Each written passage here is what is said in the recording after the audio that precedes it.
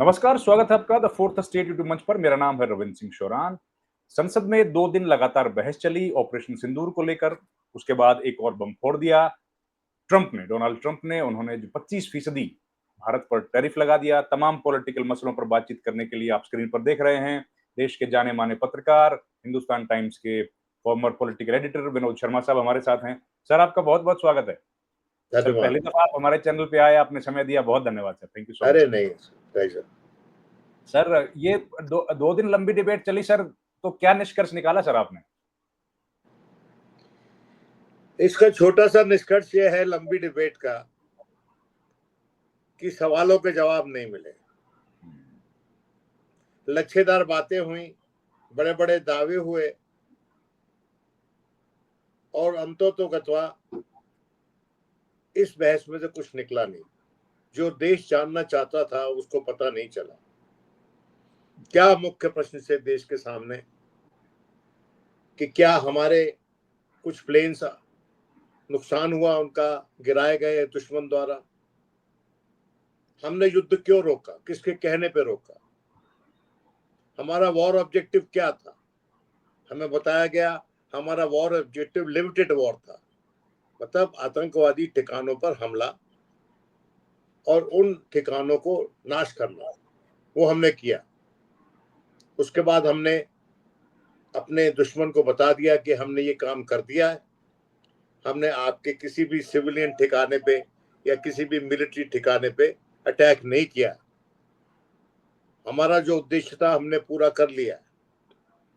अगर आप इसको आगे बढ़ाना चाहते हैं तो आप रिएक्ट करेंगे, वरना यहाँ पर युद्ध विराम करते हैं। लेकिन उन्होंने युद्ध विराम नहीं किया।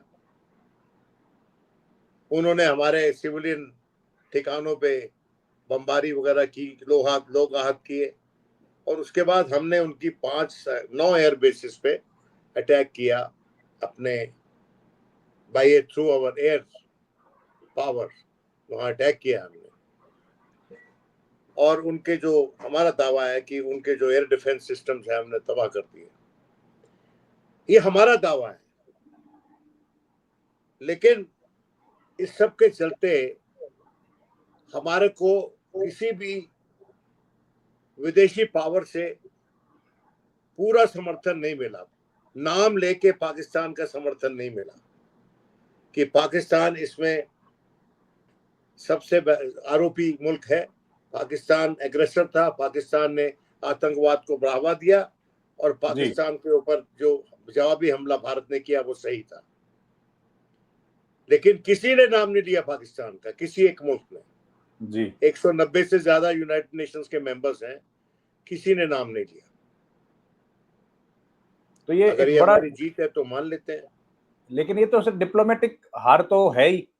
अंतरराष्ट्रीय स्तर पर जिस बात के लिए प्रधानमंत्री सबसे ज्यादा जिक्र हमेशा करते थे कि इंटरनेशनल भारत की जो छवि है वो बढ़ा दी है, और अब भारत के लोगों को लोग बड़े सम्मान से देखते हैं, सारे देश भारत के साथ खड़े हैं। ये तो ठीक उससे उल्टा हो गया। रविंद्र जी, बात यह है कि हमारा जो नेतृत्व है वो एक बात को समझने में भूल कर चुका है, चूक चुका है। डिप्लोमेसी में, स्टेट क्राफ्ट में दोस्तियां नहीं होती, मोहब्बतें नहीं होती, कोल्ड लॉजिक होता है और अपने देश का हित होता है, दोस्त के देश का नहीं होता। जी अमेरिका भी है जो दुनिया का पुलिसमैन अपने आप को बनाकर चलाता है, कई दशकों से वो ये कर रहा है कि it was the policeman of the world. और वो दुनिया पे नजर रखता था अपने गुर्गों के जरिए, जिनको आप ये कह सकते हैं कि उसके बिहाफ पे उसकी प्रॉक्सीज थी, पैसा पहुंचाते थे, लड़ाई लड़वाते थे। वो सरोगेट स्टेट्स थी। सऊदी अरेबिया उसमें सबसे प्रमुख था।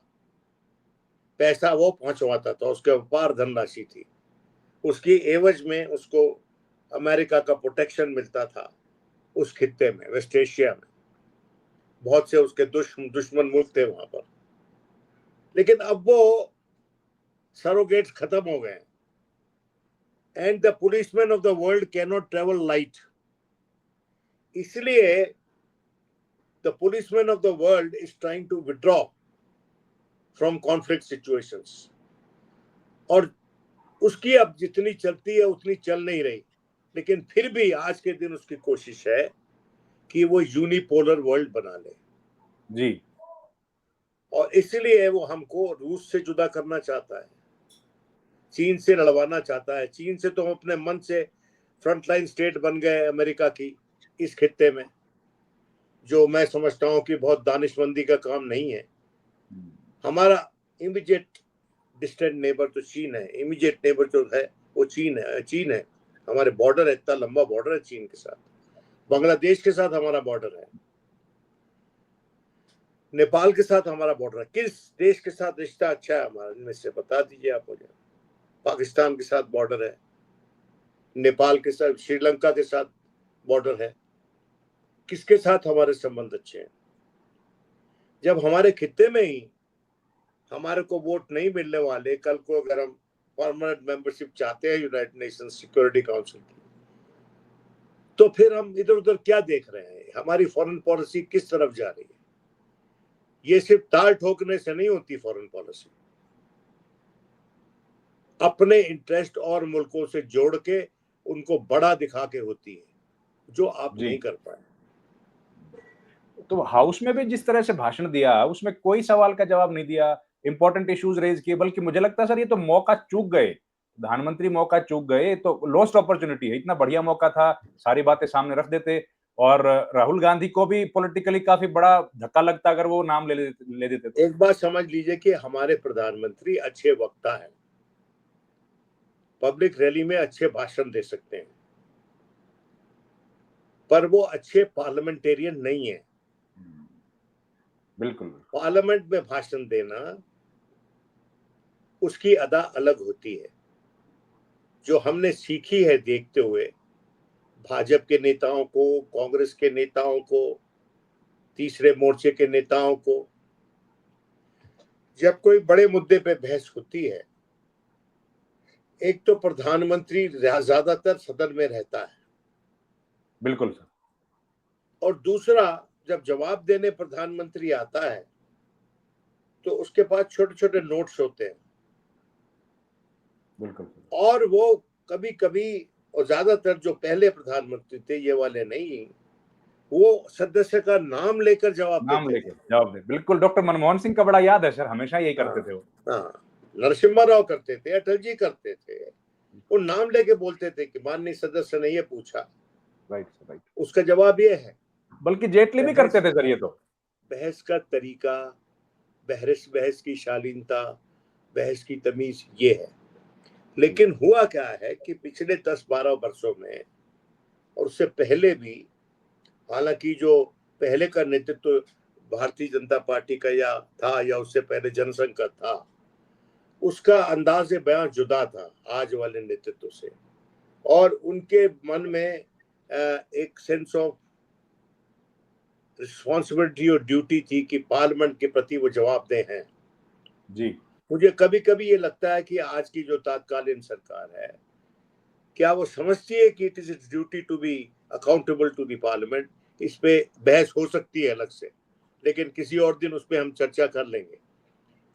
आज के दिन क्या हुआ है कि जिस तरह से बहस को, राजनीतिक बहस को बास्टर्डाइज किया है, ये शब्द मैं अंग्रेजी का जान के इस्तेमाल कर रहा हूं, कि इसको बास्टर्डाइज किया गया है, जिसके चलते जो नुआंसेस होते थे डिबेट में, जो फाइनल पॉइंट्स होते थे, वो तबाह हो गए।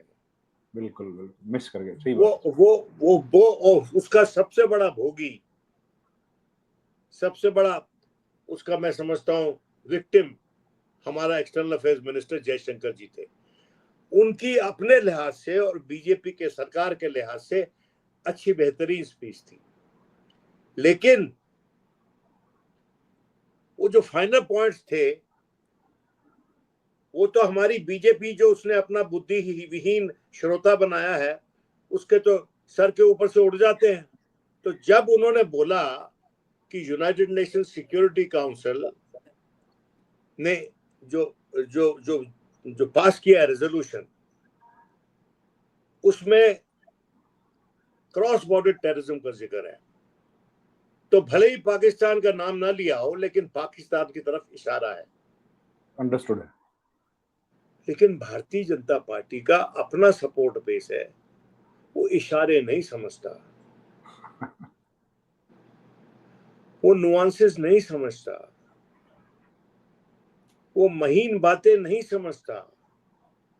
उसको बड़ा बड़ा बोर्ड पर लिख के बोलना है कि इस आर्ग्यूमेंट को ध्वस्त कर दो और इस आर्ग्यूमेंट को कंधे पे लेकर चलो, इसको सेलिब्रेट करो। ये हमारी डिबेट की हालत होगी। हालत। और सर डिबेट की हालत तो देखिए, ये भी मेरी जानकारी में तो मैंने देखा नहीं, मुझे तो याद नहीं है सर, 20 एक साल हमको भी पार्लियामेंट कवर करते हुए, कि कभी एक सदन में दूसरे सदस्य ने, प्रधानमंत्री ने भाषण दिया और दूसरे सदन में किसी और ने दिया हो। ये और गलत जबकि बात है, अवहेलना है राज्यसभा की। This is, I think, disrespect to the upper house of parliament, जो हाउस ऑफ एल्डर्स है, काउंसिल ऑफ स्टेट्स है सर। और वहां पर उसी हाउस में बैठे थे वाइस प्रेसिडेंट जो उसकी सदारत करते थे, उनका इस्तीफा हो गया और सरकार ने उसके बारे में कुछ नहीं बताया कि क्यों हुआ, क्या कारण से, कैसे हुआ। और प्रधानमंत्री की जगह वहां पर माननीय होम मिनिस्टर ने आके भाषण दिया, और उन्होंने भी इस बात को नहीं जताया, ये नहीं बताया कि पीठासीन आज के दिन डिप्टी चेयरमैन साहब क्यों हैं और चेयरमैन साहब क्यों वहां पर नहीं बैठे हुए हैं। ये बात उन्होंने भी नहीं बताई, बिल्कुल। जो सीधा सीधा उनकी अपनी मिनिस्ट्री के तहत ये मसला आता है।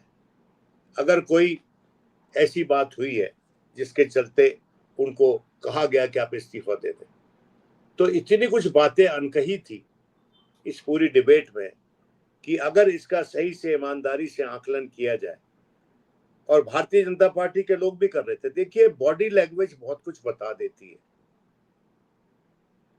अब राजनाथ सिंह जी ने शुरू किया ये कहकर कि लड़का अगर कक्षा में पास हो गया है, 6 नंबर लाया है, तो जवाब सूची में लिखते हुए अगर उनका पेन टूट गया है या कलम टूट गया है तो उस पर ज्यादा ध्यान नहीं देना चाहिए। मतलब उन्होंने कहा कि जो गिरे हैं प्लेन्स, उन पे क्यों ध्यान दे रहे हो आप, हम जीते हैं, आप उस पर ध्यान दो। देखिए, मैं समझता हूँ कि ये एनालॉजी जो थी, बहुत, मैं शब्द ऐसे इस्तेमाल नहीं करता, मैं सम्मान करता हूँ डिफेंस मिनिस्टर का, लेकिन उनकी परिपक्वता के नीचे थी ये एनालॉजी जो उन्होंने दी। वो एक परिपक्व नेता है और उनसे बेहतर की अपेक्षा थी हमको, लेकिन वो नहीं मिला। उसी तरह प्रधानमंत्री की जो स्पीच थी, वो लगभग 2 घंटे की स्पीच थी, 2 घंटे से कुछ मिनट ज्यादा ही थी। आजकल तो फिल्में भी नहीं बनती 2 घंटे की, क्योंकि लोगों का टेंशन स्पैन सीमित होता जा रहा है लगातार।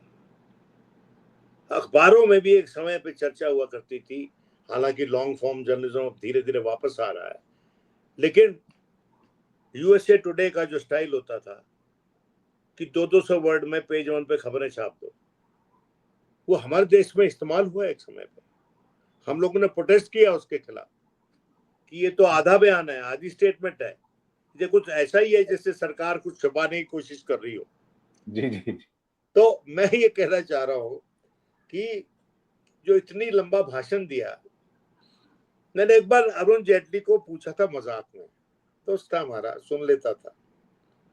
मैं कहा, तुम्हें पता था कि डिमोनेटाइजेशन हो रहा है? फाइनेंस मिनिस्टर था भाई, तो कम से कम उसने 10 मिनट बोलते रहे, 10-12 मिनट, 15 मिनट, और लोग भी बैठे थे सेंट्रल हॉल के। जो बोल चुके, तो मैंने कहा, अरुण, हम मेरे देश के वित्त मंत्री को इस सवाल के जवाब में, इस सवाल के जवाब में इतना लंबा उत्तर देना पड़े, इसका मतलब उसको नहीं पता था। अगर इतनी लंबी क्लैरिफिकेशन देनी पड़े किसी भी नेता को, किसी एक मुद्दे पे इतना लंबा बोलने की जरूरत कम महसूस होती है। जब उसको ये लगता है कि मैं शायद बोल के उस बात की भरपाई कर लूंगा जो मैंने की नहीं। When you are short on action, you are try and make do, compensate that with your words. तो मैं नहीं जानता कि इस डिबेट का निष्कर्ष क्या है, लेकिन मैं जानता हूं कि हमारा देश आज भी, जो हमारी पाकिस्तान के साथ लड़ाई हुई और जो युद्ध विराम हुआ और उसके बाद और अनेक घटनाएं हुई, उस पे उतना ही मिस इन्फॉर्म्ड है या इल इन्फॉर्म्ड है या अनइन्फॉर्म्ड है जितना वो इस डिबेट से पहले था।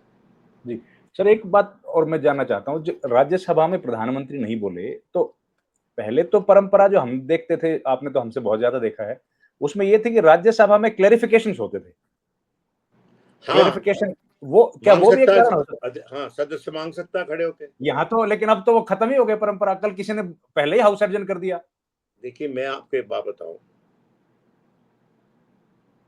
कि मैच फेयर नहीं होता है जब अंपायर मिक्स्ड अप हो।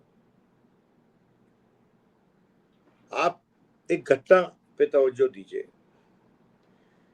जब जयशंकर जी अपना भाषण दे रहे थे और उस पर परस्पर टिप्पणी कर रहे थे विपक्ष वाले, उनको शायद इंटरप्ट कर रहे थे, तो कौन खड़ा होके सदन में जोर से बोला, दहाड़ा वर्चुअली? कौन था वो? नेता माननीय सदन। गृह मंत्री।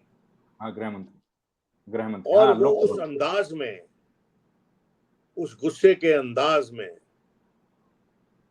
वो चेयर से संरक्षण मांग रहे थे। बिल्कुल। और हमें ऐसा लगा कि शायद चेयर को संरक्षण की जरूरत है। माननीय गृह मंत्री से। गृह मंत्री खड़े हुए हैं। तो उस वक्त हमको राज्यसभा में, लोकसभा में असल में याद आ गई धनखड़ जी की। क्या कुछ ऐसे ही कारण थे जिसके चलते उनको चलता कर दिया गया? क्या कुछ ऐसे ही कर दिया था उन्होंने जिसके कारण जो उनके और साथी हैं उस दल में वो विचलित हो गए, नाराज हो गए, गुस्सा आ गया उनको? तो देखिए, पॉलिटिकल पार्टीज को, सरकारों को, और ये जब आप अभी हम जो टिप्पणी कर रहे हैं, ऐसी घटनाएं पहले भी हुई हैं। K Tiwari was called to the bar of the house, Rajya Sabha, जहां के वो मेंबर नहीं थे, for a comment he made against Shankar Dayal Sharma. K Tiwari तो बक्सर से जीता था, 2 बार रहा लोकसभा का मेंबर, अंग्रेजी बहुत अच्छी जानते थे, और उनके खिलाफ कुछ बोले, he was called to the bar of the Rajya Sabha. देखिए, ये है प्रेसिडेंट्स। और अगर कोई संसद के गिरबान में हाथ डाल रहा है तो इस देश की जनता के गिरबान में हाथ डाल रहा है, बिल्कुल। क्योंकि वो हम चुनते हैं हाउस, और वो हाउस हमको अकाउंटेबल है अंतोतगत्वा। तो और उसी हाउस के जरिए सरकार की अकाउंटेबिलिटी बनती है। और अगर सरकार की चेष्टा यह है कि उस हाउस को अकाउंटेबल बना दे, क्योंकि वहां पर माहौल अलग है, जुदा है, तो कोई अच्छी प्रथा नहीं है। कोई, मैं समझता हूं कि वो एक तरह से उस इंस्टीट्यूशन को ललकारने वाली बात है। जी, सर, आखिरी सवाल, राहुल गांधी के भाषण में कुछ परिपक्वता आपको दिखी कि पहले से कुछ मैच्योर हुए हैं, या फिर नेता देखिए, प्रतिपक्ष की राहुल गांधी के भाषण में सब्सटेंस था, सब कुछ। उसका भाषण फर्स्ट क्लास था, उसका कोई जवाब नहीं दे पाया प्रधानमंत्री। उसने कहा था कि खड़े होके यहाँ बोल दें कि डोनाल्ड ट्रंप झूठ बोल रहा है। प्रधानमंत्री ने उस लहजे में जवाब नहीं दिया, बनता भी नहीं था। प्रधानमंत्री ने कह दिया कि no head of the nation in the world has instructed us to end the war. ये हमारा अपना फैसला था। ये बोली प्रधानमंत्री जवाब में। लेकिन राहुल गांधी की आपने मुझे बात पूछी, तो राहुल गांधी को अपना अंदाजे बयान थोड़ा सुधारना पड़ेगा। देखिए आप you don't always have to be permanently agitated mode में। राहुल हमें हमेशा एजिटेटेड मोड में है, और मुझे कभी कभी ये लगता है कि that is the only emotion he is capable of, to feel outraged. हो सकता है कि उनके साथ अन्याय हो सकता है उनके साथ जो सरकार का रवैया है वो गलत हो, लेकिन सरकार की जो आदतें हैं उन पे हावी नहीं होनी चाहिए। ये भाषण अगर वो प्रियंका के अंदाज में देते तो देखिए कहां तक जाता। और जो प्रियंका ने जो दिया भाषण, दोनों के भाषण अच्छे थे। मैं बाय वे ऑफ क्रिटिसिज्म में बात कह रहा हूं, मैं बाय वे ऑफ रिजेक्शन नहीं कह रहा। उसका भाषण बहुत अच्छा था राहुल गांधी का और भाषणों के मुकाबले जो। लेकिन जिस तरह से प्रियंका बात करती है, और मैं दो भाई बहनों में मन उठाव नहीं पैदा करना चाहता, दोनों के भाषण वो great addition to the Congress party's debate, contribution to the debate, जो मेरी न समझ की बात है। लेकिन जब वो सवाल पूछती थी तो इतने ठहराव से पूछती थी, इतने कॉन्फिडेंस से पूछती थी कि उसको इंटरप्ट करने की हिम्मत नहीं होती थी किसी, क्योंकि उसने अपनी सभ्यता से, जितने भी सदन में जो ऐसे सदस्य हैं जो कभी कभी असभ्य हो जाते हैं, उनको टोकना पड़ता है, वो चुप करवा देती थी। वो कहती हाँ सुनिए मुझे, मैं बता रही हूं आपको, और आती थी उस मुद्दे पे। तो जब उसने बोला, राहुल गांधी ने, कि आप दीजिए जवाब डोनाल्ड ट्रंप को जैसे मेरी मां ने जवाब दिया था रिचर्ड निक्सन को, तो that was the high point of the debate. और उसके जवाब में प्रधानमंत्री ने वैसा जवाब नहीं दिया जैसा वो अपेक्षा करते थे। वो प्रधानमंत्री ने सही किया, क्योंकि स्टेट क्राफ्ट में और डिप्लोमेसी में कई बार not giving a clarification is clarification enough, not answering the question is the answer enough. क्योंकि स्टेट क्राफ्ट में और डिप्लोमेसी में रविंदर जी ग्रे एरियाज होते हैं और रखने पड़ते हैं। लेकिन ये समझ जो मूर्ख समाज, जो मूर्ख श्रोता क्रिएट हुए हैं पिछले 11-12 सालों में, वो नहीं समझ सकते, वो उनके पल्ले ये बात नहीं पड़ सकती कि कभी कभी सवाल के जवाब ना देना भी जवाब है। इसीलिए शायद प्रधानमंत्री के भाषण से उनके अपनी ही कॉन्स्टिट्यूंसी जो उनकी है, constituency not in terms of parliamentary constituency, जो सपोर्ट बेस है भारत में, वो भी शायद उतनी मुतमईन आश्वासित नहीं है तो कर सकते। ठीक बात। तो अब ये टैक्स लगा दिया सर हैवी, आखिरी सवाल सर, 25% टैक्स लगा दिया हैवी। वो हाँ देखिए 25% टैक्स उसने लगाया है, प्लस पेनल्टीज जो हम रूस के साथ व्यापार कर रहे हैं। 25% वो टैक्स लगा रहा है, उसको अधिकार है कि भाई मेरे क्षेत्र में माल आएगा इतना टैक्स लगाऊंगा मैं, और महंगा कर दूंगा, भारत के लिए कंपटीशन क्रिएट कर दूंगा। वो उसका अपना मामला है, लेकिन वो हमको ये ना बताए व्यापार करना है और किसके साथ हम नहीं करना है। वो सीधा सीधा भारत की सॉवरेंटी पे, संप्रभुता पे अटैक है। उसको रेसिस्ट पूरे देश को मिलके करना चाहिए। जी thank you sir, thank you so much. आज आप हमारे कार्यक्रम में आए और बहुत इंपॉर्टेंट बातें आपने शेयर की। Thank you so much sir. Thank you Ravindra, thank you, bye bye. Thank you sir, have a nice day. Bye bye.